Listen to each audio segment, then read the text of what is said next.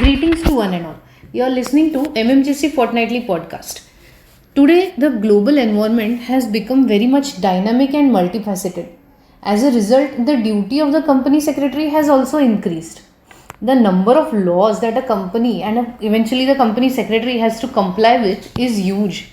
So, therefore, it is highly essential for a company secretary to plan his duties in order to not to miss out on any important compliances.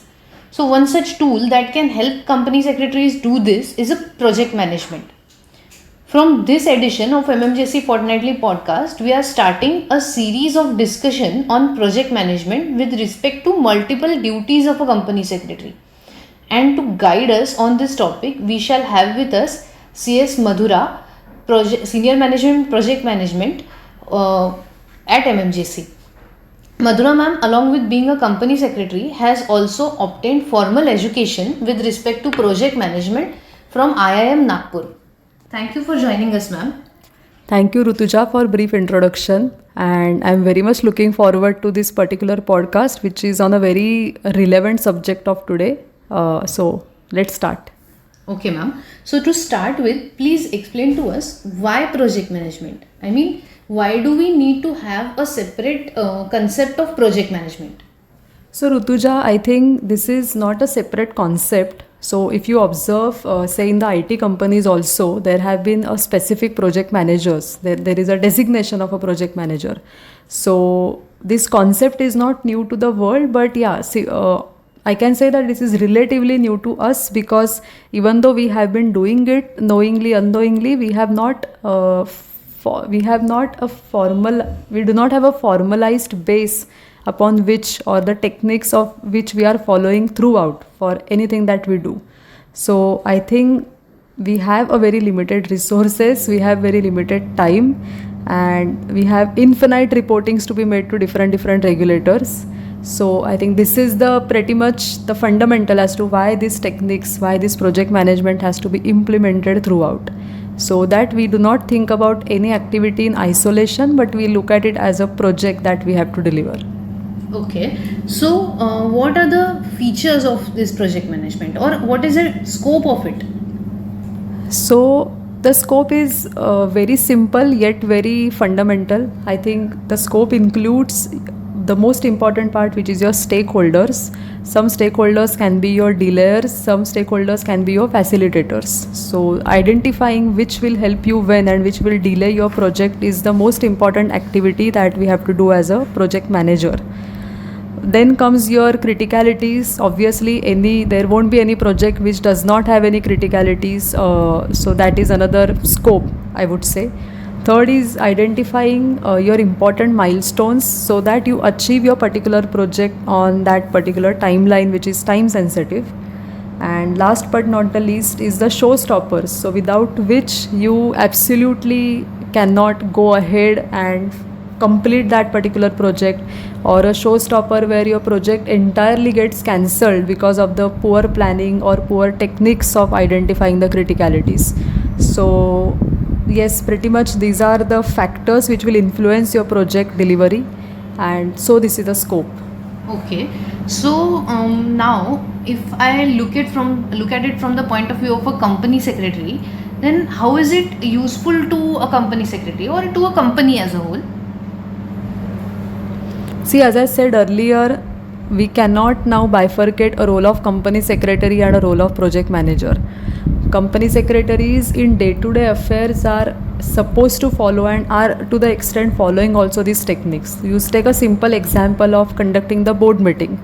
Now if I look at it from the lens of a project manager who is not just a compliance officer but is supposed to manage the entire board meeting end to end with the proper result which is which have been chalked out as to the purpose of this board meeting. So I think if I look at it as a project, I can say that the most important stakeholders for me, apart from my board members and my KMPs, would be actually the executive assistant of that particular board member, or my IT person who will facilitate the actual conduct of that board meeting, because some directors might be sitting in India, some might be abroad. So my IT person is my another facilitator. my different heads of the business, my HR, my procurement, my marketing, my finance guy, all these are also my important stakeholders who will be supplying me that material information which I can place it before the board members for their deliberation. So if I look at it from a project, I will look at the availability, not just the availability of board members, but I will also look at availability of my important stakeholders on the day of the board meeting and even prior to that.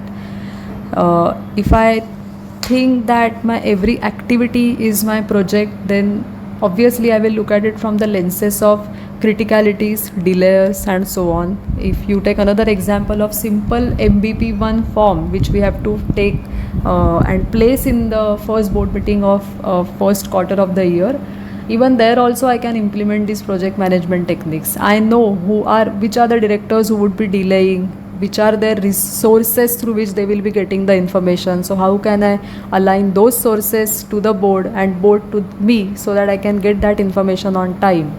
So like that, if I think, yes, there are multiple avenues where company secretaries can use this technique even for the day-to-day activities also.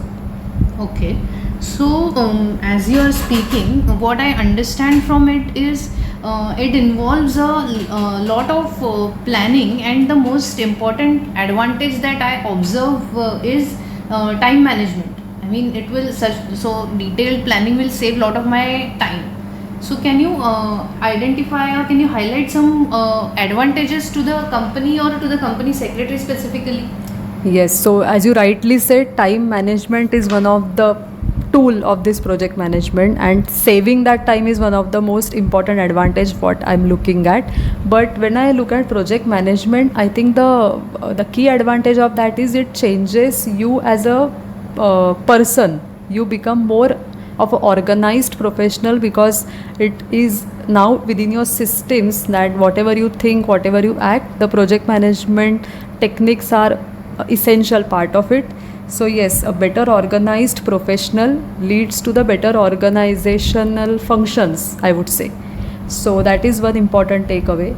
Another is definitely the risk mitigation, since you would be identifying all the criticalities of the project and on a continuous basis, not just at the start but even during the project also you will keep a tab on the risk factors of the project. So yes, so you are able to mitigate those risk factors well in advance, which helps you to build your image also in public.